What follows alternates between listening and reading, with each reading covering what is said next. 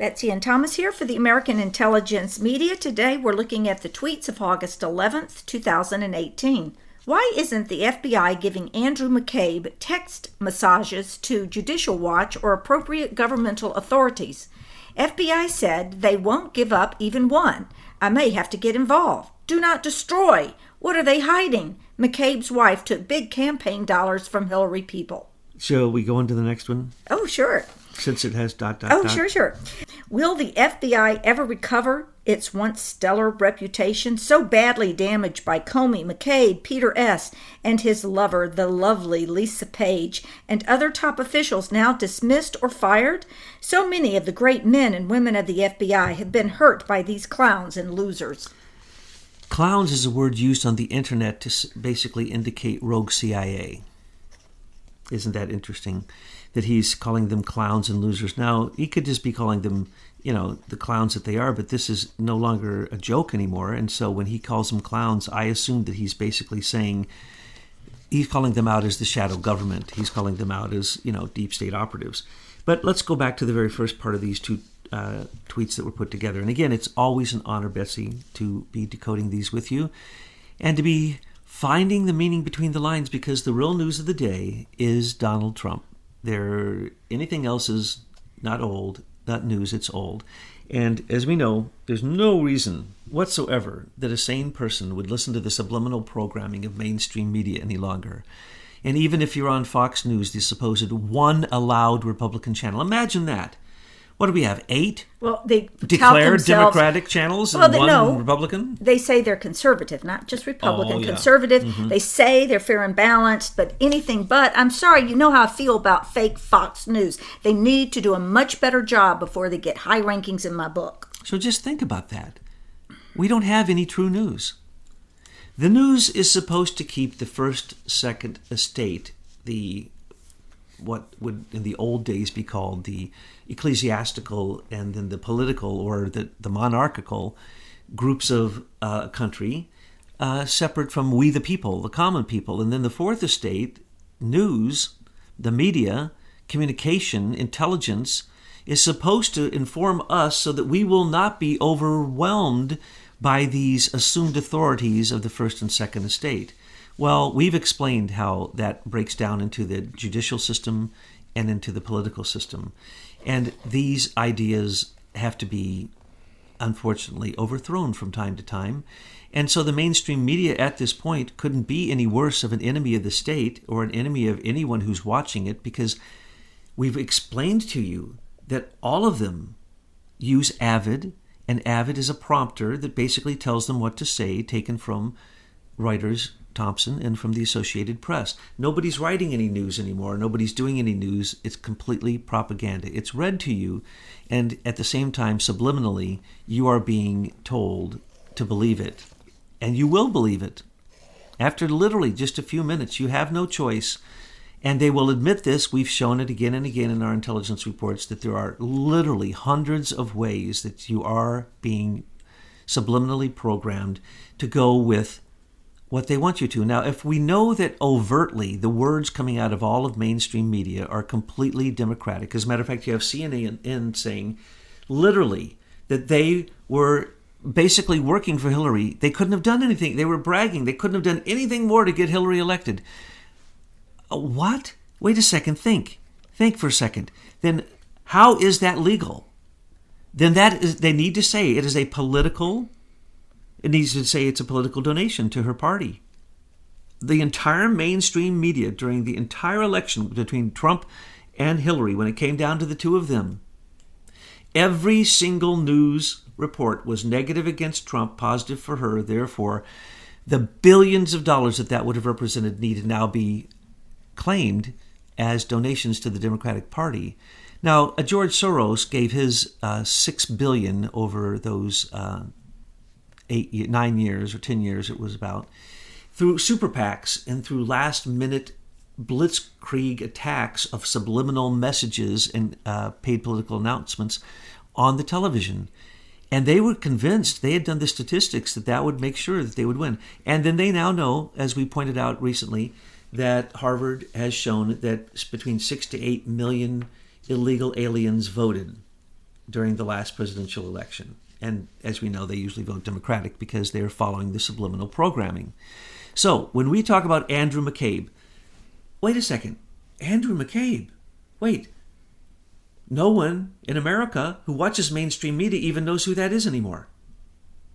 He's the only one who Horowitz pointed at that said that there might have been something wrong, that there could have been a leak, that he wasn't completely honest in remarks that he made to them in the investigation. Let's put it in real perspective. Andrew McCabe had 5 investigations against him.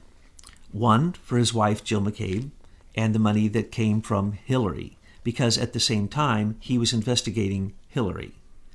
Let's remember that he was being investigated because of his association with Uranium One. He covered up the Uranium One deal, and the Russian spies and the Putin's company, Rosatom, had a company in America, and that company, the head of it, went to jail, and it was Andrew McCabe who covered that up also. So you have, those are 3 investigations. Then you have his leaks, and the leaks that he had were so well known that it was institutionalized, and he was already being looked at for the leaks long before Horowitz came along. And then his last investigation is that basically he had been, everyone had complained about him, that he had broken ranks and went into every single FBI investigation that had anything to do with the Clintons or Russia. So he covered up the Clinton investigation into their foundations, and he covered up any Russian meddling because he was working directly with Strzok. He was basically one of Strzok's chief bosses at that time, as Comey was trying to hide and act like he didn't know what the FBI counterintelligence department was doing. And Bill Priestap, I'm sure I say his name wrong, what are they? Prestap, I think they say it. But anyway, Bill Priestap, Well, hopefully, pretty soon, we don't need to remember their names. They'll be inmate number 4674. Absolutely, because he is as guilty as anyone, and no one has done anything about it. Even after his testimony, when he basically admitted that he committed crimes, Peter Strzok, in his testimony, admitted he committed many crimes. Nothing happened. Isn't that incredible? I mean, all someone had to say is, are those your texts? Yes. Were you using a government phone? Yes. Were you carrying on an affair with those? That's the reason you didn't give us the $55,000. Horowitz allowed you, Peter Strzok, to determine which of the texts you would give us, having removed from them any supposed alleged personal remarks and all the other evidence. So, just the fact, all you'd have to do is ask him 5 questions. But there wasn't an affair going on is my thing. That's why I said alleged. That's alleged. And of course, I read the tweet the way it was written. He called them text massages. And, that's kind of the way it is. The FBI has become nothing more than a text message and massage parlor. They can't find any kind of major crimes, even when they exist right under their roof. POTUS later goes and corrects the spelling and calls it, text messages. And really, the only things you're seeing out of the Justice Department and the FBI right now are things like James Wolfe and Ali Watkins. Nothing happens, by the way. Nothing happens. The hugest leaks that you can imagine directly out of the Senate Intelligence Committee. The director of the staff, the intelligence staff members for the Senate Intelligence Committee, he's leaking everything like a sieve. And what happens? Nothing. But the FBI found that he did that. Can't count how many leaks there were. It was institutionalized, and nothing happens. Comey's leaks to the New York Times and his good buddy there, nothing happens. Podesta gives $12 million illegally to Perkins Coie to give Fusion GPS to work with Russians and foreign agents. Nothing happens. But it all comes out in the light. If something were to happen, it would really clog up the system, because there would be literally hundreds of people who would have to be prosecuted. At this time, let's just remember that any of these people, like Comey, used a private Gmail account, and he did personal work on it, some of which was classified. Hello? He goes to jail for that. So did Obama. So did Loretta Lynch. So did John Kerry. And they all did it to hide their criminality. But he calls the FBI that once had a stellar reputation, and I started thinking about that. And folks, take a moment and think: what major thing have you, in your lifetime, do you recall the FBI doing that was so stellar? For example, when I look at my lifetime, I see that they did not solve the JFK assassination. The Zodiac killer went on for years and years and years. 9/11 was not resolved because we citizens know more than what that stupid report put out. I mean, what has the FBI done other than to protect the criminals that are running rampant in our country? They put Martha Stewart in jail. Oh, Martha Stewart for baking something the wrong way. I thought it was for folding the sheets incorrectly. I don't know. I can't remember. Or they'll put, every once in a while, they'll put a feather in their cap by putting a mafia boss in jail. Hello? You've known for decades and generations they were mafia bosses and you never put them in jail. You don't put a George Soros in jail for tax evasion, but you can go after a little person with the FBI spending millions of dollars on Paul Manafort because Rick Gates seemed to have ripped him off. Paul Manafort, who made president after president, who put the president in Ukraine twice. This man messed up on moving some money from an offshore account to his own personal account in America. I don't believe that. Did Rick Gates commit those crimes under his name? I believe that. Because Rick Gates was just kind of a bimbo. You know, Trump hated him, and he really only used Manafort because he had to. But anyway, let's go back to Andrew McCabe. No one could be any more guilty than Andrew McCabe. He's the only person fingered in the Horowitz fake inspector general looking at the politicalization of the FBI and the DOJ. If it couldn't possibly be any more politicized, and yet nothing happened. A few people were moved around. A bunch of people jumped ship and quit. And a couple people got demoted. And one person, Andrew McCabe, may lose his retirement. No, he probably won't. So what's going on here? Trump just ordered them to preserve the documents. He said, I want Andrew McCabe's text messages. Now, watch them disappear, just like the 55,000 disappeared. Watch them come back after Horowitz handles them, but only 283 are released.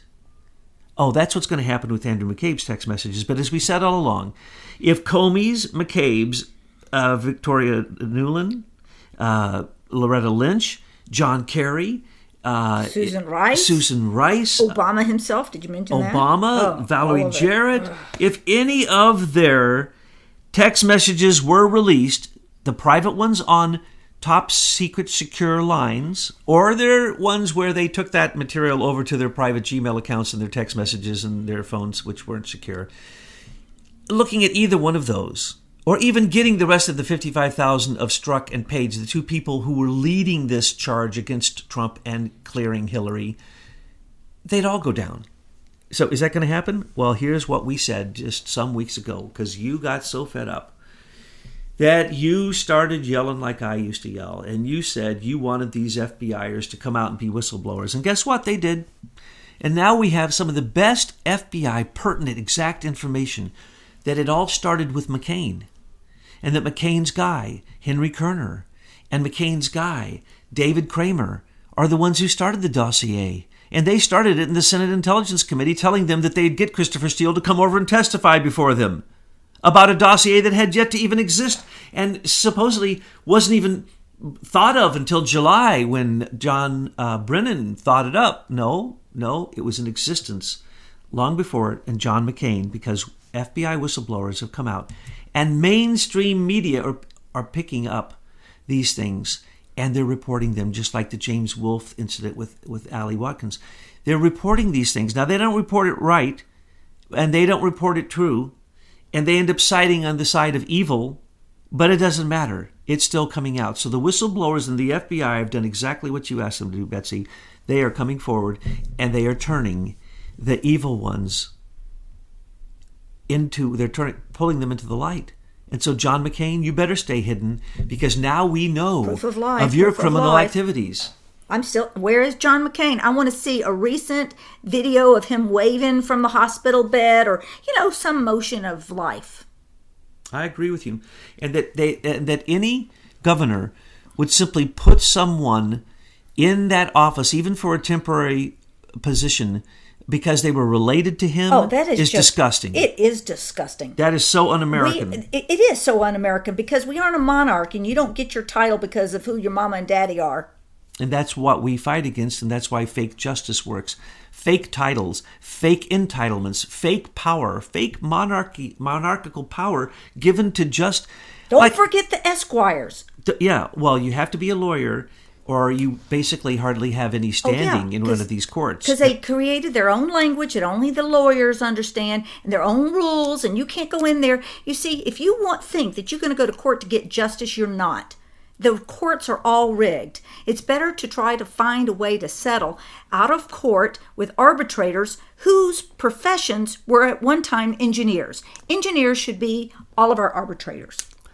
I've heard that suggested by brilliant people. I think it's a very good idea because lawyers aren't supposed to be involved in politics according to the 13th Amendment of the original U.S. Constitution. And we can see what happens when they do get involved. Let's look at Mark Elias of Perkins Coie. I want to look at the DNC filing a lawsuit against the Russian Federation. It was unbelievable that the DNC has now filed yet another lawsuit, a bogus lawsuit. The first one was thrown out for being frivolous, and it was against everybody that they thought that they could accuse of bothering Hillary during the election. This time they've named, the GRU of Russia. They've named the entire Russian Federation. President so the DNC Trump, is suing President Trump and Donald Trump Jr., WikiLeaks, Julian Assange. Every name that Hillary wakes up in the middle of the night screaming, they put into this stupid, and I mean stupid, lawsuit. And what is it that they conspired against Hillary? Wait a second. You just showed who you are. Just change it around. It's the exact opposite of what you're saying, and it would be true. So again and again, they try to get out in front of the narrative, or they try to lead you by the nose with subliminal programming in a narrative that is not true with just look into the facts. And if you really follow it, then you just need to pinch yourself and wake up, because it's nothing more than the dream of opposition research. It's the very thing that Andrew McCabe was working with. Remember, Andrew McCabe was deeply, deeply involved with the dossier and Christopher Steele. He knew every step of the way. And Bruce Orr, he was using Nellie Orr, and Nellie Orr had recently worked for him. And she was working on a thing called Open Source Works, which is what they used to gather the information for the dossier. And so Nellie Orr might as well have been an extension of the FBI. And then she was the go-between to Bruce Orr in the DOJ, and Bruce Orr was bunk buddies with Christopher Steele, who said, I can't stand Trump being elected. I will do anything, Steele says, to make sure Trump does not get elected. Anything. I can't let it happen. I can't let it happen. He came over and volunteered this. That is called meddling in the election by a foreign nation. He was forced to do that by his boss, Sir Richard Dearlove, and the whole Privy Council and their whole little intelligence group, which we've gone into in great detail. So that was where it really happened. So Andrew McCabe was there the whole time. He knew exactly what was going on. He covered for the State Department. He covered for the CIA. He covered so that James Clapper didn't even know what was going on. But then James Clapper is not an intelligent man. And that's seen because he can't even lie properly. He tells lies and lies and lies and lies. Well, how do you lie properly? Well, you try out one lie and you stick to it. Okay. But if you keep changing it, or you change it twice in one sentence, or 3 times in one sentence, or every single time you come on the air, you tell another big fat lie and you play like everything you said before you never said. Why like is he Comey? even on a talk show? He should be retired and get his mouth shut with all the securities that he held. His security clearance should be pulled permanently. Of course, his access should have been denied a long time ago.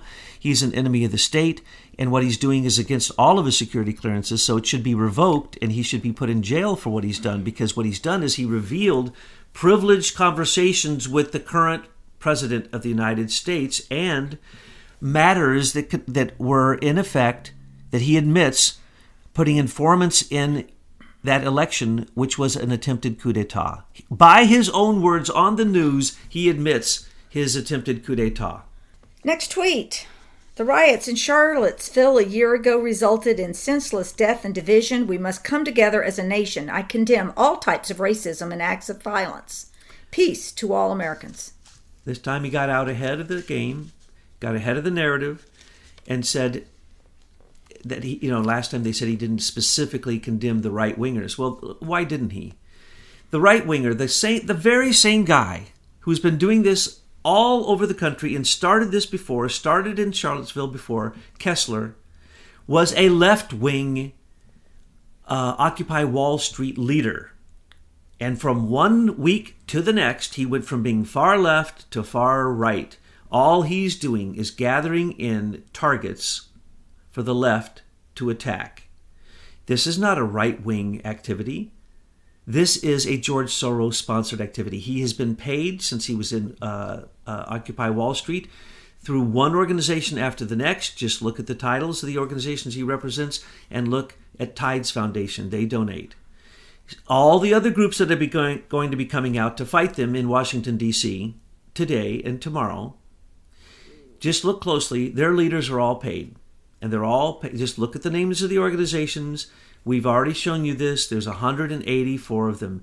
There might be one or two that aren't directly paid by Soros, Open Society, or Tides Foundation, but it's a highly unlikely. They're not very active if they are. The really active ones, Black Lives Matter, number one donor, George Soros. Antifa, number one donor, George Soros. He didn't even hide it, folks. And he had donated billions. Now he's donated $18 billion. And so what we're going to see is they want to do the same thing they're doing with things like QAnon. They say it's right-wing, it's Trump, Trump's right-wing, it's conspiracy, Trump's conspiracy. Take Trump off Twitter. You see, that's the logic. And that's what they're trying to do. Trump knows that he's working behind the scenes to take down all of them because they're all going to have to crash. And if he does what we have recommended, which I'm sure he's at least that smart, if he freezes the central bank stock that is now 1/3 of the central bank's entire assets, all of them, all 12 of the central banks that are part of the United States Federal Reserve, have 1/3 of their assets in stock market, and that would mean FANG. That would mean the tech giants. If he freezes that, what will happen is... Oh, that's funny. It'll blow their minds. It's what's happening with the stock market right now. That it just keeps going up and up and up until he said, okay, you can pull the plug now, and now let it run, not by controlled measure, but let it run naturally. And what happens? 500-point gains, 500-point losses. Are you speculating, or are you saying that's happened right now? That's what's happening right now. He released the valve on the plunge protection team in the Exchange Stabilization Fund. And he now has told the Fed, you don't control monetary policy. I do. Yeah. And he's now done that again and again. He did it with China recently. He's done it with the Fed. He's told them now, he's threatened them, basically, that if they raise rates one more time, that's it.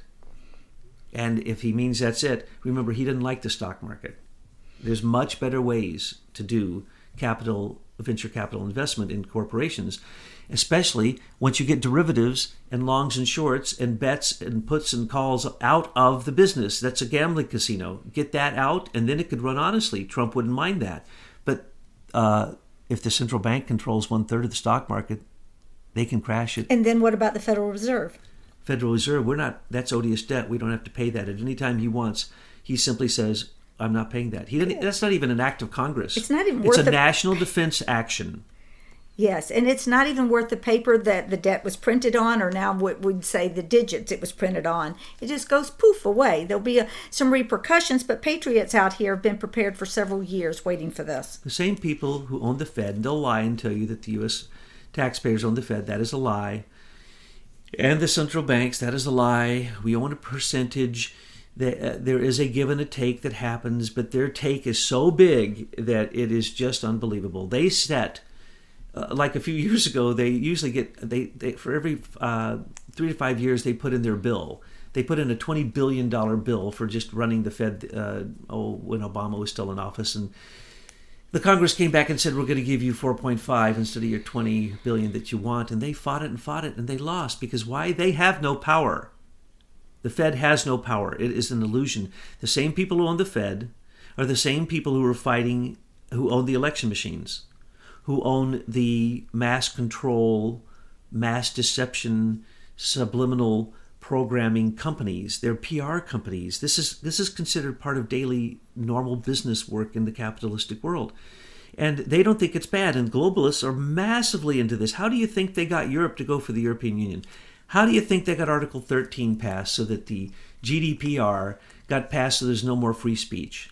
How do you think that happened, folks? It's the same methods being used here. We've gone into them, the Atlantic Council's Digital Forensic Research Laboratory has taken over Facebook, and Google's new digital news initiative has taken over the mainstream media, and the Avid prompters and the basically the writing of all news, the mainstream media through ISIS management. So it's very clear what's happening, but it's also clear that these people are being called out for the first time in their history. And many people are waking up. And now you see that that the far left is no longer hanging together. We have to thank people like Alexandria Ocasio-Cortez. Thank you, Nancy Pelosi. How about Dianne Feinstein? Throw her in there. You know, her husband, Richard Bloom, owns 10% of Avid Leader Plus. What's that about? We have to thank Gregory Meeks. We have to thank Al Green, the ones who try to impeach Trump without a crime when they themselves have paid off the people they have sexually assaulted on Capitol Hill with that secret fund, the Ethics Secret Fund, which is simply a racket. It's paid political immunity for sex attacks on Capitol Hill. They attack their workers. This is common. $17 million was paid in just a number of years in these settlements, and no one gets to see them. They're all sealed, and every person signs a non-disclosure agreement. That's what we're dealing with here, folks. This is institutionalized criminality. It's exactly what Trump said it was. It is such a disgusting swamp. It's like that swamp water that they allowed out into the ocean in Florida that's killing everything, killing all the fish and the manatee and the whales and destroying industries, and people can't go to the beach without wearing a gas mask. No one's even talking about that. What is that? That's the swamp water. That's the heat that went on that giant lake, and then they released it. The Army Corps of Engineers released this poisonous water into the ocean. They thought the ocean could handle it. No.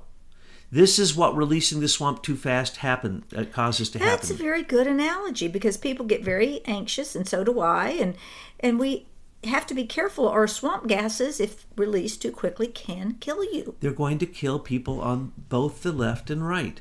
Trump is in the middle. He's not a rightist. He's not a rightist like a John McCain.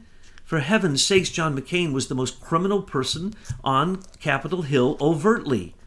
He went to foreign countries and did deals with them for military deals. He started wars. He fomented wars everywhere. And no one did a thing.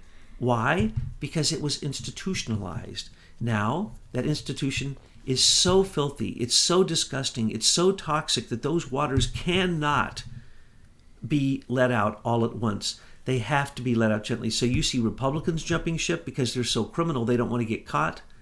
You see Democrats jumping ship that are really criminal. Then you see the most criminal fighting like crazy, saying crazy things, showing who they truly are. But what is really happening? We're seeing the real heroes like Jim Jordan, like Devin Nunes, who they're attacking viciously, both of them, like Grassley, like Meadows, like Gates. Like there are great heroes on the Hill, on the Washington, D.C. Capitol Hill, and we salute them, and we salute those patriots. But there are going to be many deaths that come from draining this swamp. Figuratively speaking. No, I mean deaths. I mean people are killing over this. Remember, Obama was on a rampant serial killer murdering rampage with the Secretary of State, Hillary Clinton. The Arab Spring was all created by them. How many people died? They're still dying over these things. Refugees are dying every day.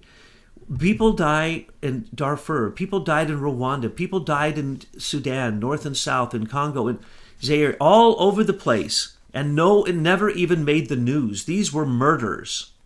And so what we decide through our representatives on Capitol Hill creates the death of millions. This is no exaggeration. For instance, how many people have now been murdered in Iran because Trump said he was thinking or going to stop participating in the deal and put the sanctions back on? Now the sanctions are back on. Iran, what did they do? 150 missiles were launched from Palestine towards Israel. There's a full war on the Israeli-Palestinian border, and it has been funded through Obama giving Iran cash. Then Angela Merkel, through George Soros, is going to give them $400 million in cash through their through the German bank, and it got caught, and the SEC and the United States federal government stopped it. That would have gone straight to more missiles to Yemen. Yemen just wrote a letter to the heads of Yemen, and the rebels in Yemen wrote to the United States government and thanked them for putting the sanctions on Iran because it has basically slowed the war down to almost a stop. But Obama bombed Yemen nonstop for years and allowed Iran, by giving them money and not watching them giving missiles, giant missiles to Yemen, to Somalia, to the on and on. So what we're talking about, I'm sorry to have to need to qualify that word. When I say murders, I actually do mean literally, unfortunately, that we have had presidents who knew that they were murdering hundreds of thousands of people. They consciously knew they were murdering innocent people. Wow. Okay, the last tweet for this audio. I am proud to have fought for and secured the lowest African American and Hispanic unemployment rates in history. Now I'm pushing for prison reform to give people who have paid their debt to society a second chance. I will never stop fighting for all Americans. 65% of prisoners in America are illegal aliens. If we had proper immigration laws, none of those people would be in our jails, many of whom we pay over $1 million a year for them to be on death row. Then we give them lawyers to defend them when they are not citizens. So when he talks about prison reform, room in these prisons for the citizens that we are going to be locking up in there. Absolutely. The SES members who should just throw in the towel and just march on into the prison. But they won't go there because they're the ones who made the mess of the prisons. They're the ones who gave these contracts to criminals, basically, Vanguard and others. And then politicians. And Serco, don't forget, Serco's in the mix. Oh, Serco, and through Vanguard is a huge investor in Serco. Mm-hmm. People like Jeff Sessions become quite rich. The more people they put in jail, that's the reason almost everything he's said since he's gone into office is to put more people in jail. Think of it. He hasn't helped Trump one iota, but he's come out and he wants to put more people who smoke marijuana in jail, though marijuana and CBDs derived from hemp are some of the greatest healers now that are being found in modern medicine. But he wants to put those people in jail. He wants to seize your property before you've even been charged with a crime. I mean, look who Jeff Sessions is. He is an insane man. I don't know what century he lives in or what is on his mind, if he has a mind, but what he does is sheer evil. I still see people out there in the comment boxes thinking that Jeff Sessions is working undercover with Trump and he's going to be pulling out a big win, and pretty soon Jeff is going to show us that he's a white hat. Let me just say, anyone who takes Trump's words and says that they're the opposite of what he says is mistaken. Now, I could call them names, but go ahead. I'm going to leave it blank here. Yeah. Fill in all the worst names that you can call a person now. That's what they are. Because Trump is telling the truth. Now, you can read between the lines, and sometimes it's a joke when he says the lovely Lisa Page. He's just like, we now agree with Betsy. It's alleged. That's how they were able to get rid of 55,000 text messages, because we were sex texting like so many politicians before. So they just simply say, oh, it's private, we can't let you see those. Oh, no. What's really going on is institutionalized crime. Obama is basically just an outright criminal. It was the mafia and the mob and radical Islamic fascism come to the White House all rolled in one ball. When we talk about prison reform, according to Trump, he's going to save so much money, it will be unbelievable. 1,000 cases where we have provided free lawyers to illegal immigrants coming across our border, and then we used the FBI and the DOJ and ICE and all state and local agencies to try to find those people to come to their court cases. And sometimes when we get them back, we find out, that by the time they come back that they've committed many crimes, many murders in the country they came from, and they're rapists. And then we find out that even while they were here with when we couldn't find them, they were committing crimes. And so there's all of those crimes, but we can't charge them with those crimes. So what do we do with them? We might put them in jail for huge amounts of time while they have a lawyer representing them.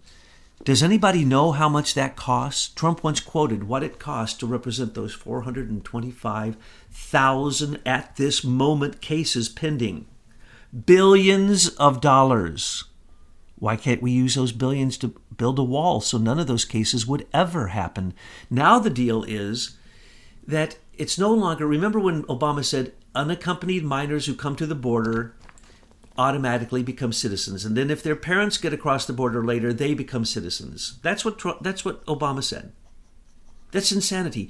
He actually provided transportation for those unaccompanied minors to be immediately, and many of them not minors, to be moved into communities away from their parents where they never saw their parents again. But this is what the Obama administration was doing. So when we're talking about criminality like MS-13, why arrest an MS-13 gang member where they're going to be released later? You just wasted a lot of money. You have no authority over them because the local agencies don't inform ICE to come pick them up. That's the reason ICE now has to go out in the community and grab them, because the local community law enforcement doesn't do their job. Now, let's just think about that for a second. Let's say I'm running for an office and I say, I want you to elect me on the platform of lawlessness. I am not going to allow the laws concerning immigration to be enforced. I'm not going to allow law enforcement laws to be enforced. I'm not going to allow the Constitution to be enforced. I'm not going to allow the U.S. Bill of Rights. I am basically going to say anything that gets me elected, that gets me money, and that gets me money from the party. So whatever the party line is, that's what I'm going to say.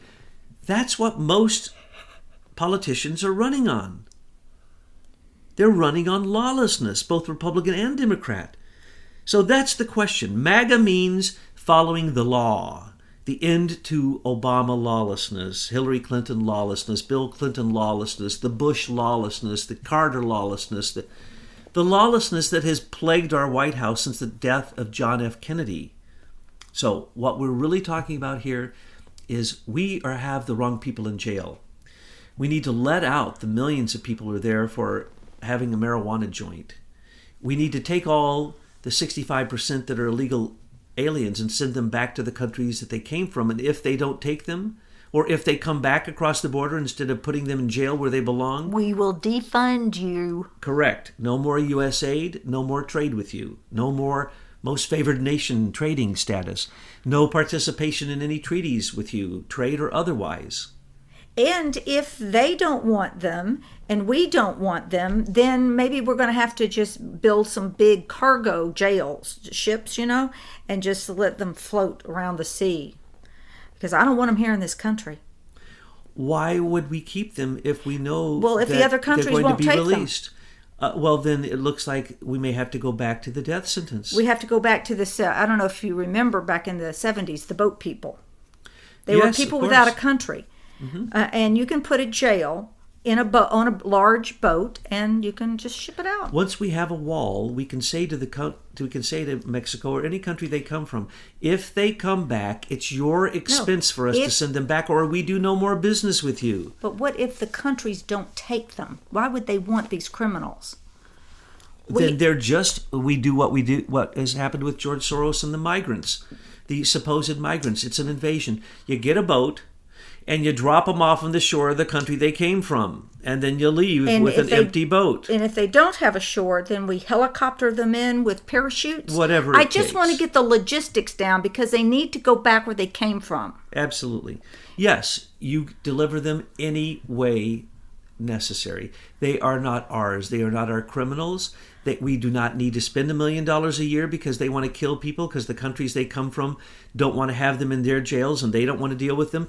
Those countries produce those people. Now, it is true, I must admit, in some cases, the United States of America had something to do with some of the chaos in these countries that have produced countries that demand asylum. But right now, because the Democrats were trying to sneak in a law, they were trying to change the asylum rules to say, if you even fear, then that is an excuse for asylum. Fear what? Fear what? That's all it takes to seek asylum in America? Well, now the big deal right now is a massive amount of pregnant women coming across the border. Now, for a while, it was Asian, Chinese women. I know this is hard to believe, but we showed you the pictures of the signs that were in Chinese because so many Asian women were being dropped off in Mexico and human trafficked to the border pregnant. So the time for lawlessness has ended, and that's what Trump is saying about what he can do with the prisons. And it's a very important thing to focus on, and I think that it's imperative that he brings it forward. And what he's going to do with it is going to probably shock everyone, most especially Jeff Sessions.